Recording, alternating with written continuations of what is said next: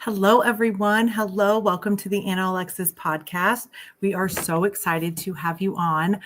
For those of you that are joining live, what's up? For those of you that are joining on the replay, feel free to say hello and where you're tuning in from. One of the things that I wanted to touch base on tonight that we touch base on in this You're Not Alone series is there are a lot of things going on during the holiday season. There are a lot of emotions. There are a lot of just literally absolutely everything's. And just giving yourself that chance to say, like, I can take a breath. I can do this. And giving yourself a chance to have a little bit of grace. So many times, especially during the season, there's such this expectation to be perfect and to show up flawless. And I just want to be here to remind you that showing up is better than no showing at all. And so for me, when I thought of like how I wanted to decorate my home for Christmas, like a little thing of like, I'm going to get this garland just like my parents had. I'm going to wrap it around the railing. I did not do that, but I can still hang our stockings and I can still make it great because again, like the Christmas isn't about the stuff. It's not about the garland, the lights, the presents. It's not about that. It's about being together. It's about making memories. It's about, especially in this season for me, getting to know the people that I already know, but getting to know them better. And getting to know them on a deeper level outside of my idea of who I feel like they are or who I feel like they need to be. Really, like the gift I'm looking for this holiday season is for me to learn something and go, oh my gosh, I had no idea. Like, that's incredible. I love that. I never knew that. And so this holiday season, as you're stressed out about like, I got to figure out all the gifts I need to buy. And it's like, okay, yeah, maybe, but also like, can you figure out how you're going to show up and be present? Like we talked about last week, present over presence. Because when you're there and you're available and people are going there, that makes a huge difference. I've been listening to people and they're just like, oh my gosh, I'm, running out, what's the phrase? Running out of month at the end of the money. And essentially it's like everyone's in this thing of like going for broke. And it's like, how can we show up in this season and just be there? For those of you that didn't tune in last week and are going to watch that on the replay, is I got these beach balls and I'm going to number them with as many numbers as I can fit. And essentially wherever your right thumb lands, let's say it's question number 6. It lands on 6. Then I'm going to say whoever got the ball thrown to them, what's one place you've always wanted to go? Another question might be, if you could give yourself advice from when you were my age, what would it be? It could be, what's one thing that you wish people knew about you that maybe they don't? What's one thing that you want to be remembered for? What's the most important thing you want to get done in 2025? What was the most meaningful thing for you this year?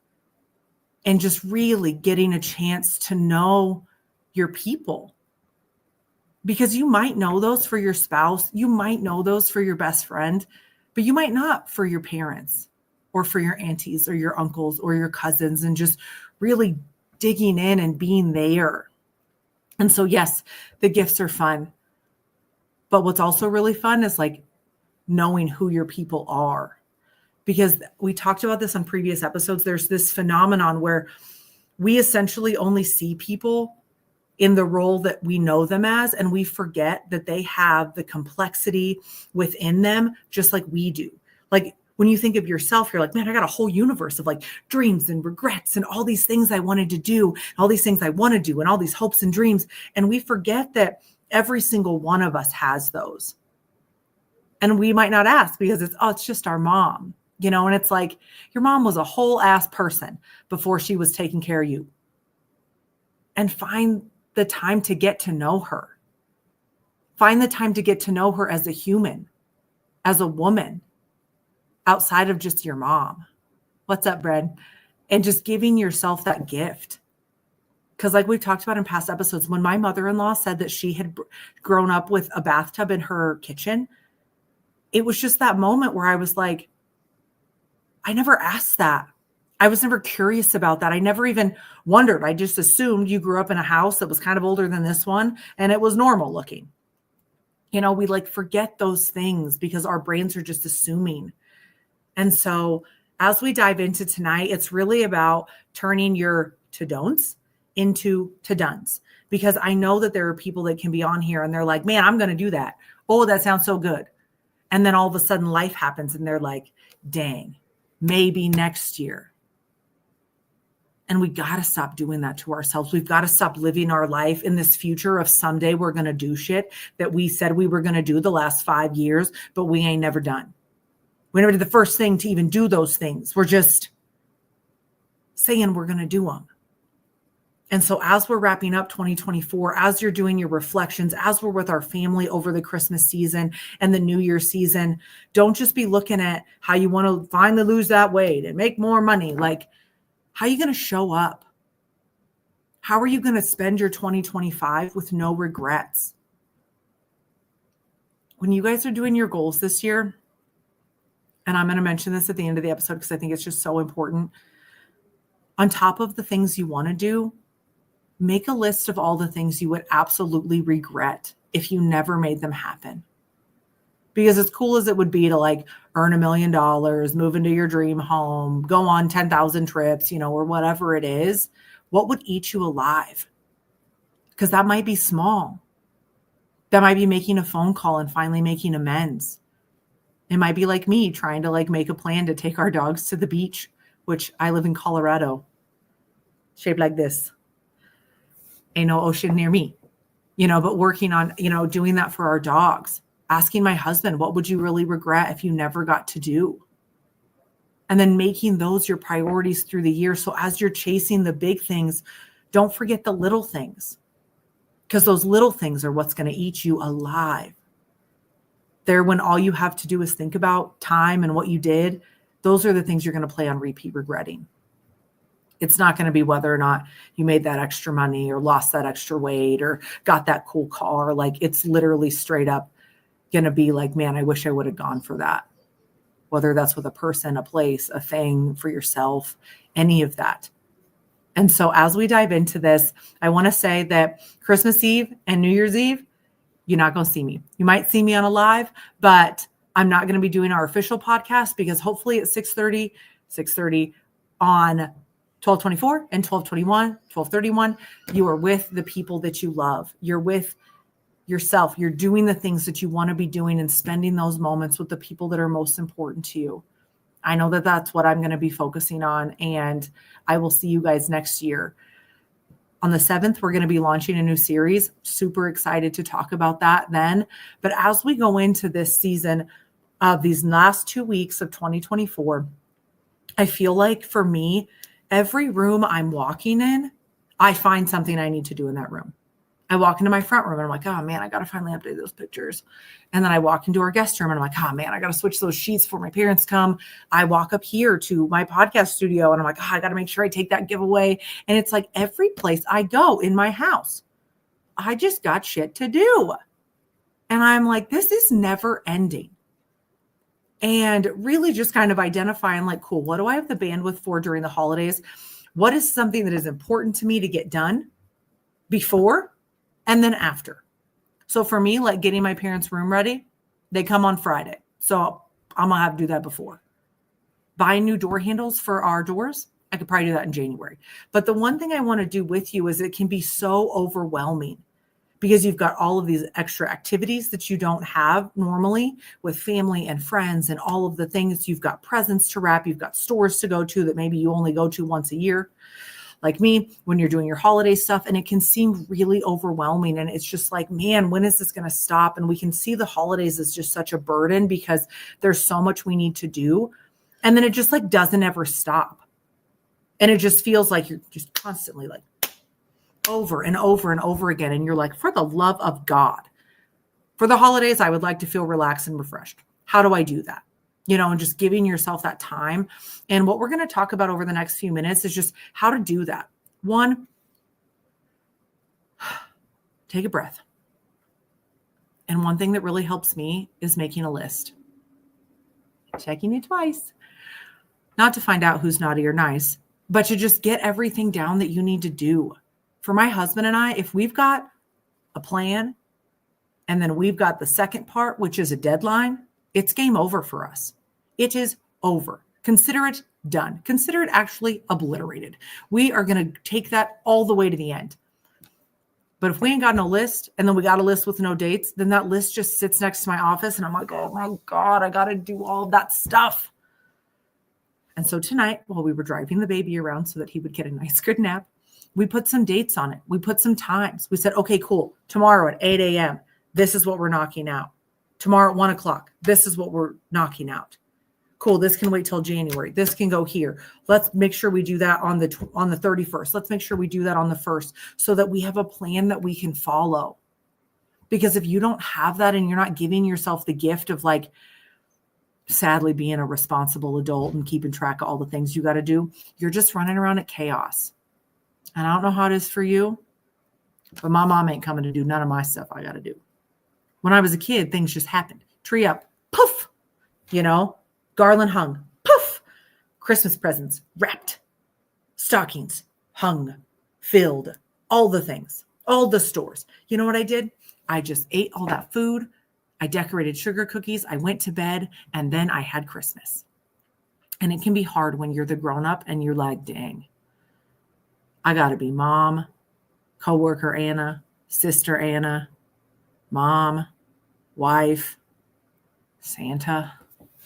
Dang, this just gets to be a lot. Like, how do you manage all of that? Write it down. If I put it in my phone, consider it missing. So I carry around a little list. If you don't have paper, just use the back of an envelope that you get the ton of the mail that you never wanted to get in your life. Just start writing on the back of those. That's what I do. And just carry that around with you wherever it is you want to go. The next thing is one of the things that we do every year, and we don't wait till spring to do, but we do a Marie Kondo. Her series on Netflix, it's called Tidying Up. And essentially what she has you do is you kind of go through the stuff you have, because when we were living in our previous home, we were just kind of cramped for space. And then we would do, Cam has his birthday and then Christmas, and he would get a ton of presents and we just didn't really have anywhere to put them. And so we would do a Marie Kondo and donate some stuff so that people could be giving it as gifts for Christmas. And essentially what you do is you go through everything you have in your life and you just say, does this bring me joy? Does this make me feel alive? Does it make me feel happy? Am I holding on to something because it was my grandma's and I feel really guilty if I get rid of it, even though I have no idea if I'm ever going to use it? But what if I someday need it and then I don't have it and then I'm stressed? You're not alone. I'll be thinking that stuff too. Or like your clothes. You're like, what if I get invited to a 90s party? I've never been invited to a 90s party, but if I do get invited to a 90s party, I'm going to need these clothes. Fine. I ain't got rid of mine either. But where can we put them in a space where it does bring you joy? Because sometimes I'm literally looking at stuff right now where I'm like, man, I should probably get rid of that. That's been broken for a long time. Couldn't find any of the pieces.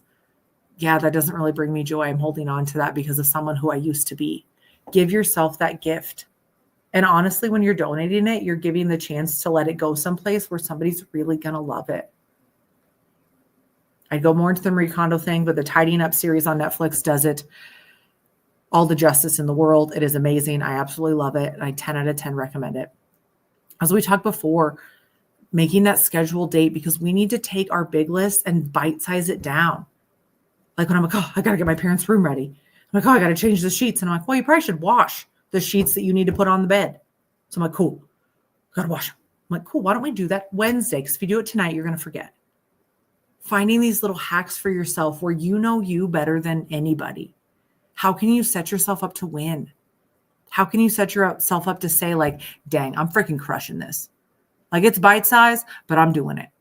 For me with our kitchen, I was like, I'm going to do a drawer. Just one. Do one drawer at a time. And I'm going to slowly make my way through it. But giving yourself a chance to say, I can do this. But also when you look at that list, asking yourself who can help. Because so many times as women, we can get so caught up in like, I got to do it, and I got to do it my way, which I am victim to as well. And some things I do want my way. And other times I'm just like, you know what? The dishes will be clean, whether they're in the way I want them or not. It will be okay. But looking at that list and saying like, man, if this feels drowning, really asking myself, do I have the bandwidth to take on all of these things? I've really had to ask myself that in this last season, this season that I'm in. I'm working full time at a corporate job. I'm married. I've got our son. I've got a baby. I got another little baby son.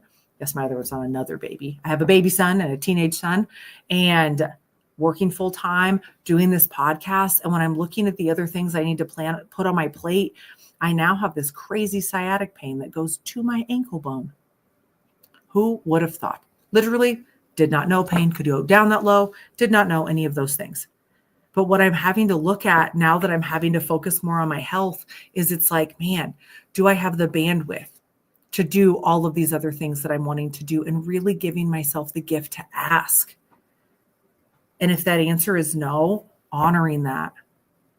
If there's something that you really want to do and you're running yourself ragged and you're starting to feel resentful and hateful, take a breath, because going for your dreams, it's not going to feel like that every day. There are going to be hard days, but not one every day.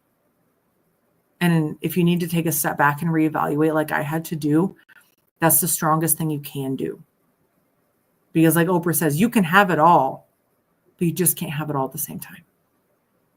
And for me, it took me a long time to agree with that, because I honestly thought if I just worked hard enough and suffered enough and just grinded myself to the bone, that I could make everything happen.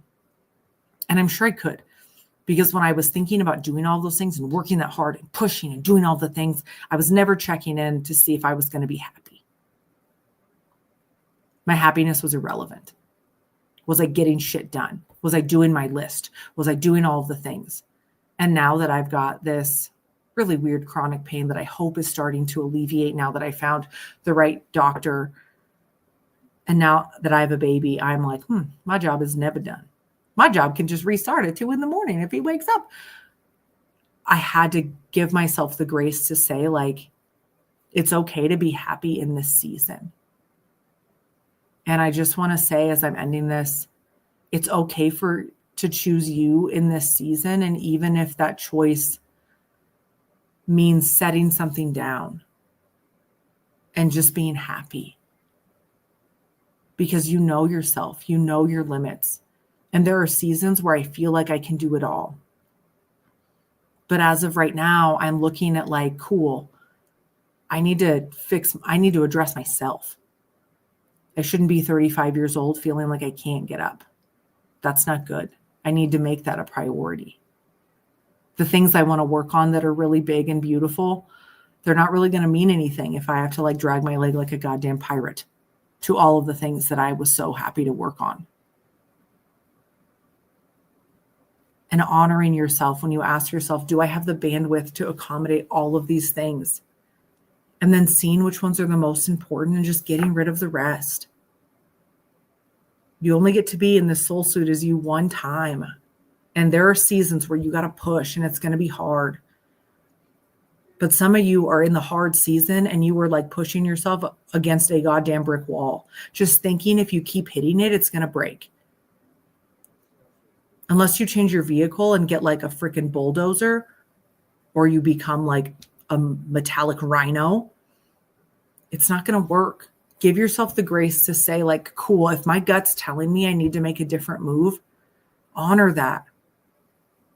Stop just going because you say you have to go for the sake of going. Adjust. Ask yourself, what's my next right move? Give yourself a chance to pivot. And when you get everything down on paper, you get your life simplified, you can do that. This time is going to be the craziness because of Christmas. And I hope you guys take the next, that last 2 weeks of the year or last week of the year after Christmas to just kind of get clear on what's important to you. Make a list of the things that are important to you, and also make a list of the things that like, hey, I really thought I needed to do that. I just can't prioritize that right now. I just can't put all my eggs in that basket at that time. Where is it you want to really focus for 2025? Because so many of us, we're trying to like give it our best, but we're like halfway going into things and we're not finishing anything because there's no plan. And there's no plan because there's no list of the things you got to do. And maybe you can't find your list because you're just walking into a hot goddamn mess in every room you walk into of all the, oh, I got to do that. Oh, I got to make sure I take that giveaway. Oh, I got to make sure that I move that. Oh, I need to stand over there. Make a list. If there are 5 things you need to do in the room, just do one a day. You don't need to fix everything today. Just do one a day. You guys, thank you so much for tuning in with me. These podcasts this year has been so fun. It's been so challenging. It's been so rewarding, in some ways so scary. And so I thank you guys for coming and listening along every Tuesday as we've done episode 28. I'll see you in a different way the 24th and the 31st because we're going to be with our people. And I hope you are too. Again, I'm just so grateful for those of you that are tuning in live and on the replay. And I really hope and want 2025 to be the best year you've ever had. And know that the content that I am stirring up and that I'm creating and the new series that we're going to launch is going to be around designing your best self. And what does that look like? And also for women, at some point in 2025, we're going to be talking about a bunch of stuff that nobody really talks about, but we all go through it. And it's like this secret. Like, I'm talking to friends right now where they're talking about perimenopause. And there's articles about all these things that we go through as women. But I think we really feel alone in the things that we go through, especially in our physical bodies and our hormones and our mental space, where there's articles that say like, cool, yeah, you might have that. You're not crazy. But there's really no community. And we're all just kind of suffering by ourselves. And that's one thing is I've been identifying of like, man, how many of us are just suffering in silence, either because we think we're the only one or because we think everybody's going through it. So it's not really that big of a deal.